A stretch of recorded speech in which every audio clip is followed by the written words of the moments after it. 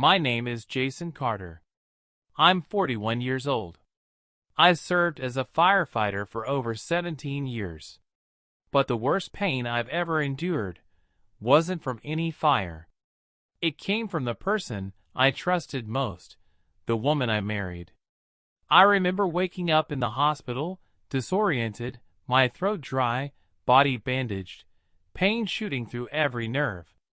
I had just come out of surgery, third-degree burns on my side and left leg after pulling a child out of a collapsed home.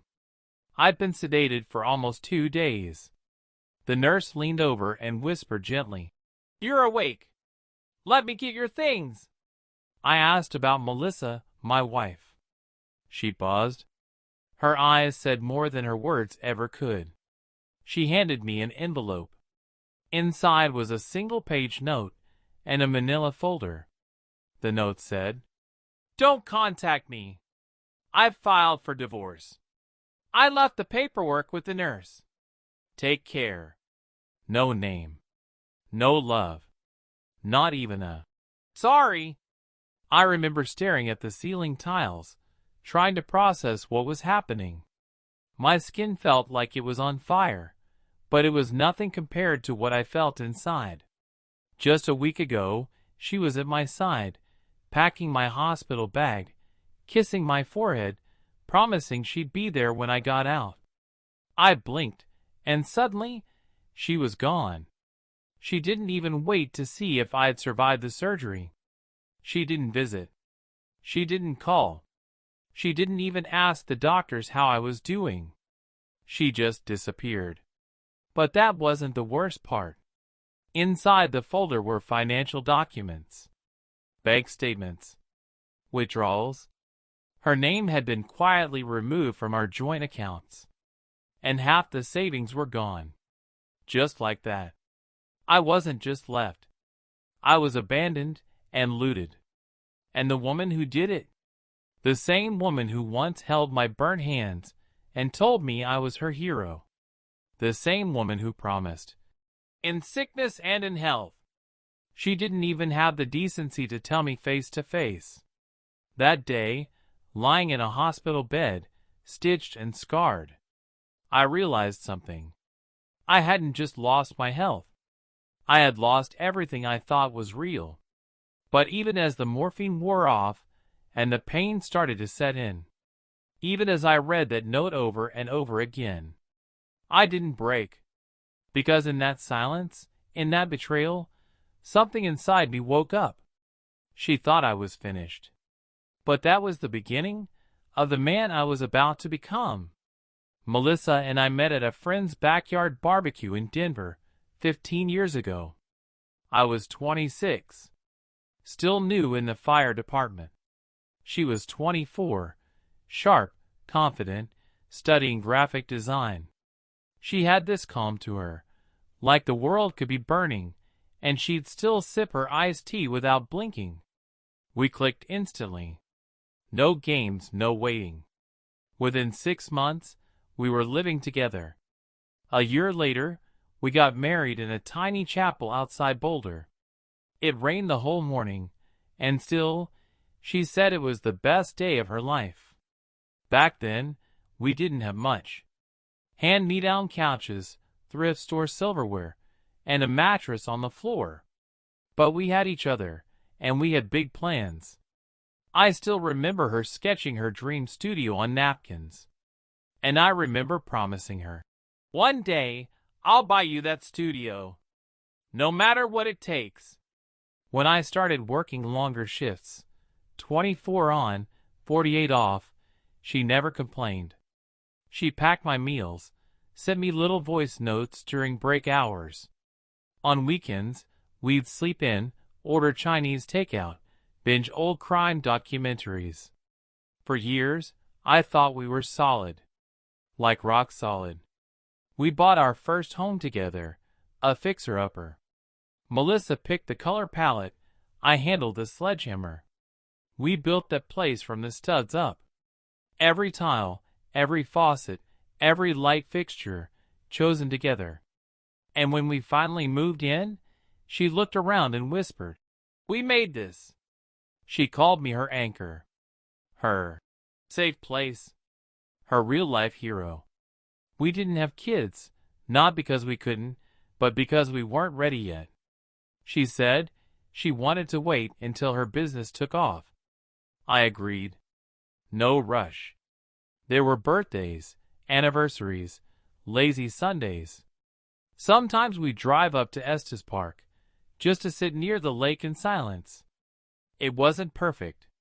Nothing is. But it was home. It was ours. Or so I thought. Looking back now, there were moments. Little signs. Quiet things I brushed off. Like when she started locking her phone. Or when she'd get defensive if I asked why she was late. Or when she'd suddenly need space during the holidays. I thought she was just stressed. Maybe the pressure of work.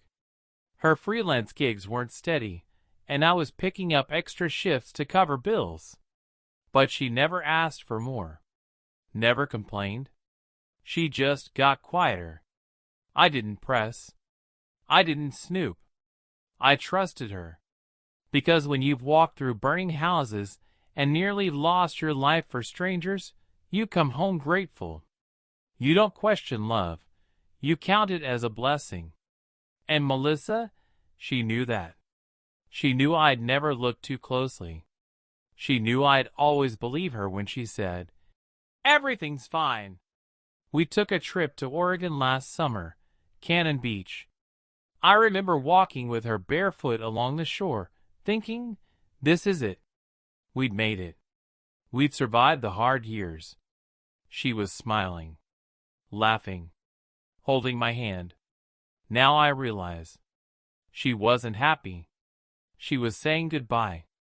That entire trip, she was already somewhere else, emotionally checked out, mentally planning her exit. I was just too in love, too blind, to see it. Because when you think you've found your forever, you don't look for cracks. You just keep painting over them, hoping they'll disappear. It started with the small things. The kind of things you tell yourself not to overthink. Melissa's phone was always face down now. Notifications suddenly stopped popping up on her lock screen. She started using a new password, and whenever I walked into the room, she'd lock the screen almost instinctively. At first, I brushed it off. I'd never been the paranoid type. She was always private with her work, clients, designs, NDAs. I respected that. But then she started sleeping later than usual. She'd go into the guest room, claiming she needed more space to think. Said my snoring was worse since my accident. I believed her.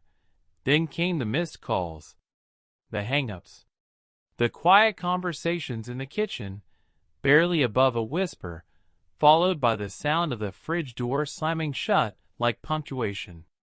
One night, around 1:30 a.m., I woke up, thirsty. I got up for water, and saw the faint glow of her phone under the blanket in the guest room. She didn't notice me watching.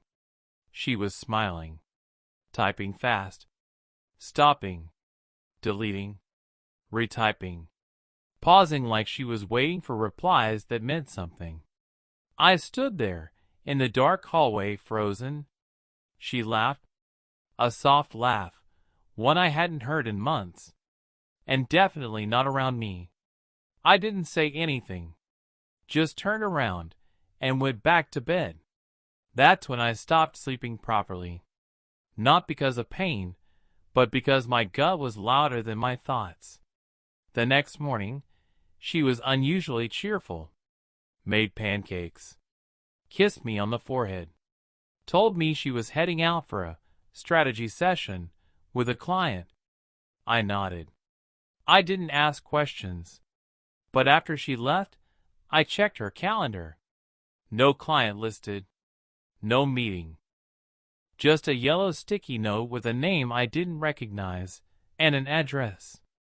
That same day, I called a friend of mine, someone I'd saved from a kitchen fire 5 years ago. He worked part-time as a private investigator now. I didn't tell him much. Just gave him the address, the name on the note, and said, "I need to know who he is." That same night, Melissa came home late. Hair wet. Clothes different from the morning. No explanation. I watched her eat dinner across the table like nothing had changed. But everything had. The PI called me 2 days later. The name? Ryan Ellis. Occupation? Senior Creative Director at a marketing firm, and Melissa's new boss. Married. 2 kids. Office in downtown Denver. My wife had been spending multiple nights a week at his apartment, sometimes booked under her name, sometimes under his. Photos, timestamps, parking records, all of it. It felt like breathing through a straw. The world didn't spin, it stopped. But I didn't scream. I didn't confront her. I didn't pack my bags. I just sat down, opened my laptop, and started a folder titled Proof for Court. 2 nights later, at exactly 2:07 a.m., I saw her phone light up. I watched, through half-closed eyes, as she slid out of bed and tiptoed toward the living room. She didn't know I'd installed a screen recording app on the second phone we shared. She didn't know I'd rerouted the router logs to a cloud drive. She didn't know I was watching. The texts read, "He's still asleep. He doesn't suspect anything. Soon, babe. Just a few more weeks." That was the moment. I wasn't broken. I was awake. Because if she thought I was still the Jason who brought her coffee every morning, she had no idea who I could become when I stopped giving love and start giving consequences. There's a moment when suspicion becomes certainty. And once you cross that line, there's no going back. For me, that moment came on a cold Tuesday morning. Melissa had left early, said she had a branding workshop out of town. But she forgot something. Her tablet. She never left without it. She used it for everything: emails, designs, payments. And it wasn't locked. Not yet, at least. I wasn't looking to invade her privacy. I was looking for peace. But what I found was war. I opened the files. Inside one folder labeled Personal Projects, there were screenshots. Dozens of them. Reservations at rooftop bars. Messages with names like and My Real Future. But then, one file stopped my breath. It was a PDF. Titled, Separation Timeline, Assets Plus Exit Plan. She had been planning this. Not just emotionally, legally. Months ahead. The document listed target date, December 5th, my surgery date. Bank transfer goals, $35,000 minimum before exit. Primary objective, secure condo lease with Ryan. Risk factors, Jason becoming suspicious/delaying recovery. She had calculated my injury as a part of her plan. She literally wrote, "Surgery will give clean break, no confrontation. Easier transition. Let him heal without me. Let him heal without her." I sat there, hands shaking, mouth dry, heart pounding, staring at the screen, reading those words over and over again. I didn't cry. I didn't scream. I didn't even move for a full 10 minutes. That was the exact moment I stopped being hurt and started getting ready. I printed every single file. I took photos. Uploaded copies to a cloud drive under a fake name. I called my lawyer, explained the situation, and said just 4 words. "I want everything documented." That night, she came home humming, wearing a new coat I'd never seen before. She kissed me on the cheek and asked if I wanted soup. I nodded, sat across from her, smiled politely. Not because I forgave her, but because I had to play the part of the clueless husband just a little longer. She thought she'd broken me. She thought she'd won. But she didn't know. That wasn't my breaking point. It was my ignition. The moment I knew. She wasn't just leaving me. She was erasing me. And I was going to make sure that she'd never forget what rose from the ashes she left behind. After reading that PDF, I knew one thing. This couldn't be an emotional reaction. No shouting. No begging. No confrontation. I had to move smart, not loud. So I became quiet, the kind of quiet that makes the ground shift under your feet. First, I called Brandon Keller, my lawyer and an old army buddy. I didn't give him the details at first. Just said, "This is personal, and I need it airtight." He told me exactly what I needed. Track all financial activity. Secure medical records showing I was under sedation when she filed divorce. Document any evidence of manipulation or financial deception. Stay calm. Don't tip her off. I got to work. Locked down the finances. I opened a new checking account under my name only. Transferred my firefighter pension checks directly there. Then I quietly froze the joint credit card, citing unusual activity to the bank. Melissa didn't notice at first. She wasn't looking for signals. She was looking for my collapse. Secure the house. The house was in both our names, but she hadn't contributed a single mortgage payment in over a year.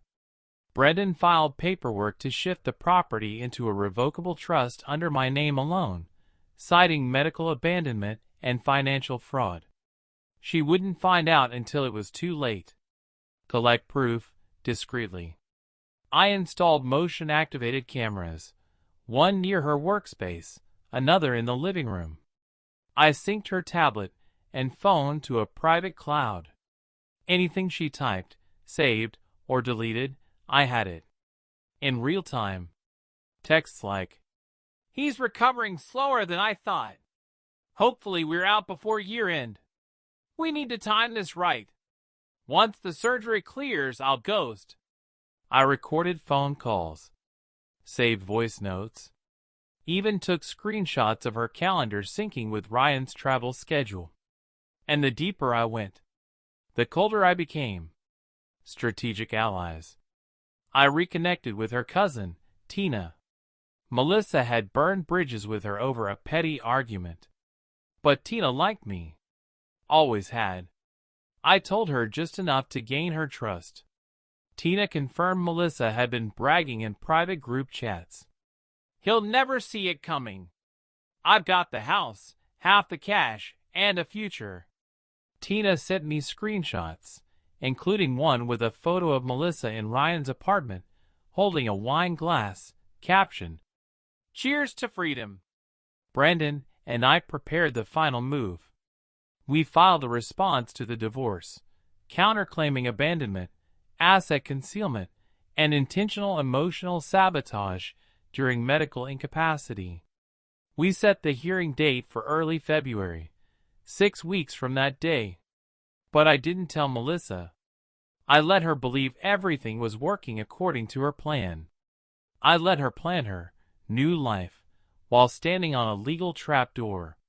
She started getting bolder. She took long weekend trips. Came home with luxuried bags.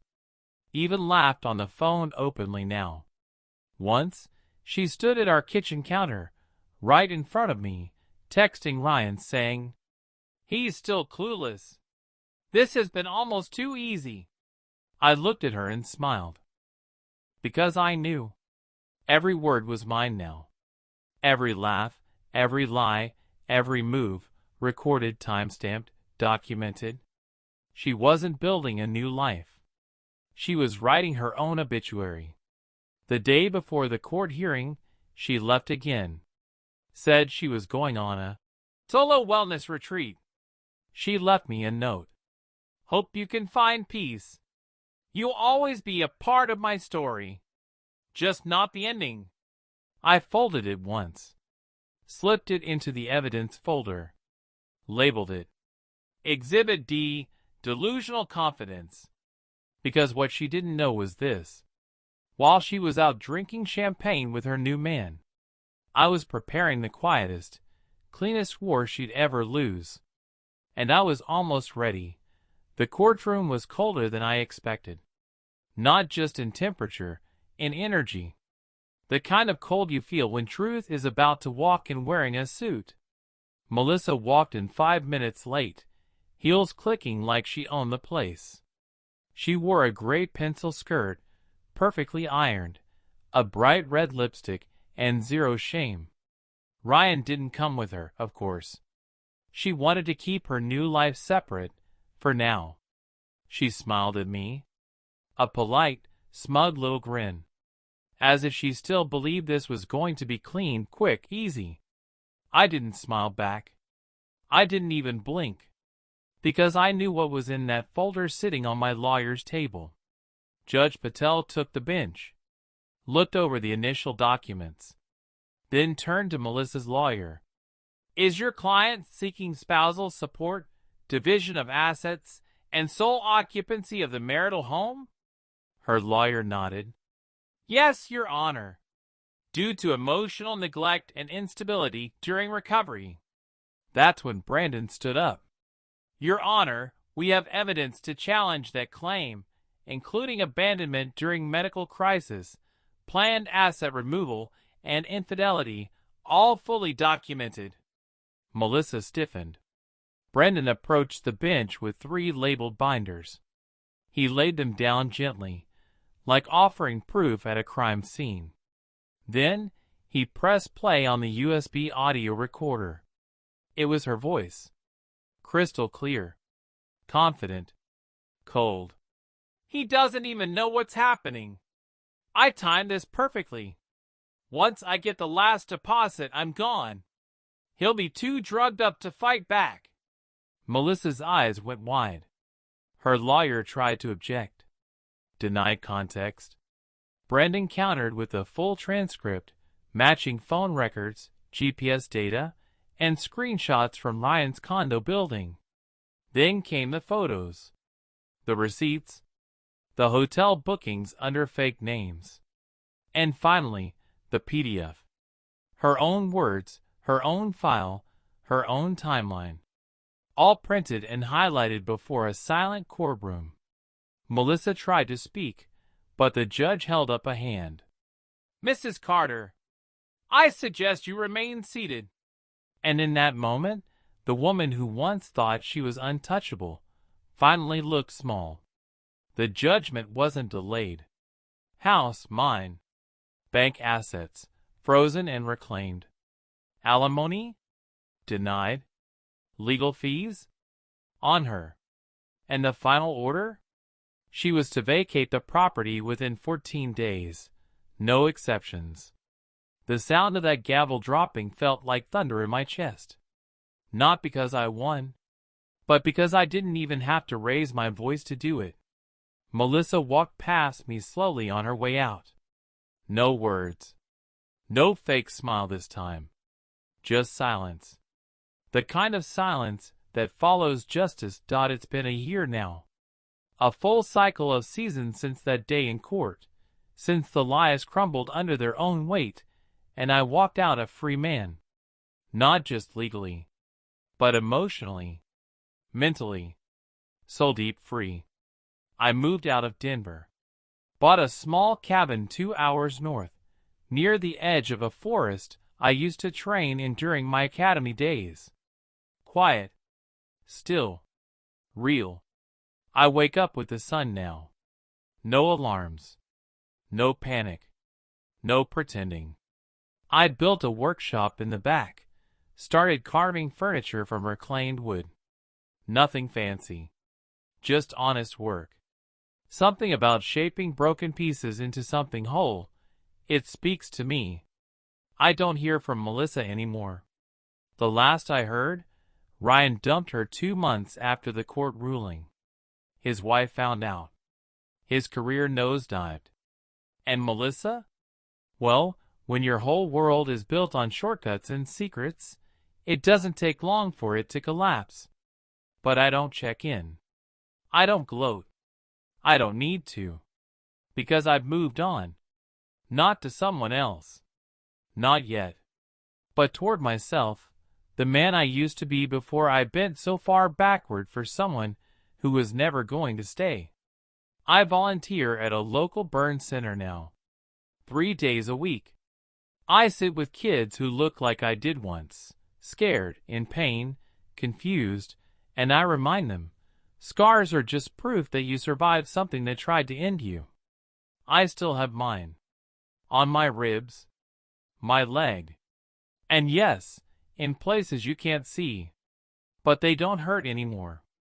They remind me of the day I stopped being afraid of fire, inside or out. Sometimes people ask me if I'd ever take her back. If she ever showed up crying, saying she made a mistake. And I tell them the truth. She didn't break me. She revealed me. I wasn't finished. I was paused. And when I came back, I didn't come back angry. I came back stronger. Quieter. Wiser. Not for revenge. Not for her. But for me. If you've made it this far in my story, thank you. I don't share this for pity. I share it for the man or woman out there right now, thinking they've hit the bottom. You haven't. You're standing on the floor where your real rebuild begins. So if someone ever thinks you're finished, just smile. And start sharpening your tools.